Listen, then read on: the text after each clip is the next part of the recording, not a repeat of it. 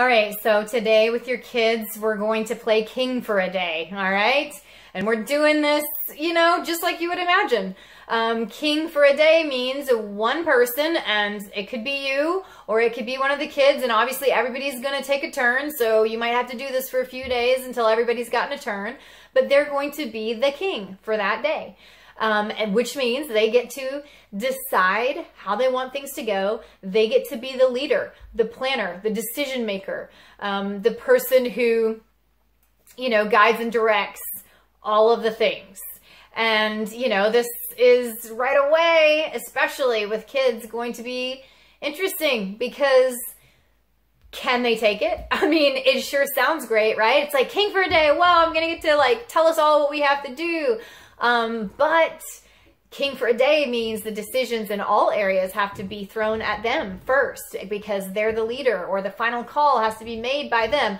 Of course, you know, this is within reason. We're playing a game and we don't want to totally just like overwhelm a child or collapse them. So there might be ways that you have to bail them out, but really don't try to do that much. Like really give them a feel for what it would be like to be king for the day, in a good way and with the responsibility too, you know? So yeah, let them really decide what you guys are gonna do. So if they say like, we're gonna have ice cream for all 3 meals or whatever, all right, you know, you can negotiate. There's veto power, of course, but try as the parent not to do that and really let them feel it out.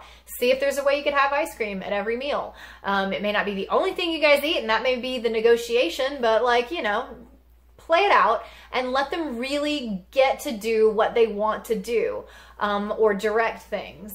And talk them through it during times when they might not want to, because you might have a kid that's like, I don't want to do that, or I don't want to make this decision, or oops, now it's not about ice cream. Now it's actually about something that matters, like what time we're going to leave for such and such event that we have to get to. And they don't want to make that decision because they've never had to think about that. And then you guys are into a whole new zone where you've got to say like, all right, well, how long does it take us to get there? And what time do we need to be there? And, you know, so you can be the advisor, of course, the advisor to the king, for sure, but they need to feel all of this, all of the aspects of what it's like to be a leader. And when I did this with my kids, I mean, we got into a pretty juicy and interesting discussion about what being a leader really means, what being the king really means. It doesn't just mean that you get to do whatever you want like a gluttonous child, you know. I'm saying child. You know, children are beautiful. I mean like immature glutton. Let's put it that way. You know, it's not as simple as that. Like fairy wonderland, I get to do whatever I want. Being a leader really means being a leader and having responsibilities and making final decisions and making decisions for others too, because the best kind of leader treats everyone else as a king too. They matter just as much. And so their decisions have others in mind too. And they're managing lots of different people, lots of different opinions, or lots of different possibilities. And that's what being a leader is like, and doing that the best that you can. So, you know, there's that. And they're going to be getting a lot of that. The kids are anyway. And then there's the you part too, right? So when you get to be king for the day, how does that feel? Or actually, let's back it up. When you had to go along with someone else being king for the day, how did that feel? Was that okay for you? Did you constantly find yourself just like jumping in and wanting to take over and take control because you're used to being the leader? Or did you love it? Was it just like relieving having somebody else's decisions and input really in there, or it not being on your back?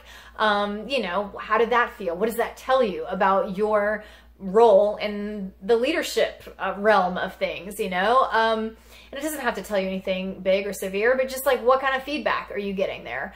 And then when it's your turn to be the king for the day, how do you feel about that? Are you really gonna do that? When you're king for the day, please try not to just do things as usual and be the leader of the team. King for the day means really step your voice in there too, okay? Because the kids who are usually not the kings,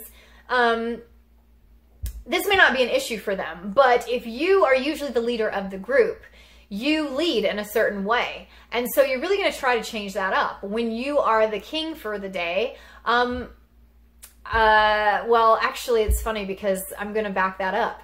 Maybe you won't change anything up. Maybe that's exactly what you'll find as the information that you learn about your leadership style. If you are king for the day, do you basically do nothing different? You guys are always doing what you want anyway, and like you're the one calling the shots, and it's your opinion and, you know, sort of your brain that's organizing everything, and you're the mastermind. So like that's the deal. Like that's king for the day. Or, you know, do you usually do leadership and your role as the, you know, person in charge of your family? And this is totally why I just messed this up before, is because this is the way I do it, right? And so I was like, oh yeah, actually others might not do it that way. You know, or do you have to really remember to put your voice in there and say what it is that you want to do and really be the king for the day in that way that the kids generally think of it as, where you are getting to just like say what you want? Because I usually lead thinking of others, you know, thinking of the others, and sometimes, not all the time, my voice actually gets lost in it. I'm not really doing much of what I wanted to do. I'm doing and managing and directing and masterminding according to what the team needs, wants, whatever, you know, orchestrating what's going to be the most efficient and kind of putting me last. So, you know, in this case, if I'm being king for the day, I'm going to have to really remind myself to like speak up and be a king with a voice and have my voice heard. I want this to happen today, actually. And, you know, like I said, you might be the type of leader where you always make sure that what you want and your personal voice is heard all the time. And maybe you go too far into that. Maybe that's like plowing over other people. And so you might want to change that up and do it a little differently and make sure that you're being the kind of king that's like doing what the subjects want to, or the king that's seeing everybody else as king as well. So, you know, that's what I said. There's cool stuff in this for you too, because you're going to get feedback about what type of leader you are in the midst of, you know, playing this game with your kid about being leader and about negotiating that thing. So they're aware of your role as leader in a way that they usually aren't, because they may have already taken a turn as king, or maybe their turn is coming next, but this is all kind of like, they're going to have some new awareness of what it's like to be the leader of this team or the king of this group. And you guys are also learning about each other too, because as you watch somebody else lead, while you have awareness of that, I mean, and especially this will happen with your kids, when you watch how they choose to lead, you can always get feedback. Watching another leader in action can inform you and give you information about, you know, being a better leader yourself, or other things and strategies that you kind of liked when you saw them doing it and you want to try, you know, they could be more helpful to you. And of course, it's always just like interesting and sweet to let somebody have the reins. It's kind of an act of trust, especially, you know, in our family unit, to just like go with what they want to do that day, or let them be the boss, let them be the king for the day, and hear what it is that they want to do, and hear how often they consider you, or whether they don't consider you, or, you know, and there's no like judgment in it. They're kids, and, but it's still interesting. You learn about them. You learn about what kind of leader they are even now, when they haven't yet really learned much about being leaders. And, you know, what type of things they've learned about leadership from watching you. You could see yourself reflected in this, and how they make their decisions and how they choose to be the king for the day. But either way, it's going to be nice to just sort of hear what the other people want to do that day. I mean, it might bring your day into a totally new place of fun, because it's like, oh, I would have never thought about going to a water park today, but like that was really fun. Thank you so much for that, you know, request, or that sort of command as king. Like we all ended up having a great time, or whatever. And they always bring that kind of stuff, don't they? I mean, they always bring cool stuff if only we just like give them the chance. And like I said, we're just all learning about each other here. Plenty of intimacy here, plenty of trust, plenty of just like deepening our connection and our understanding of each other all the way around.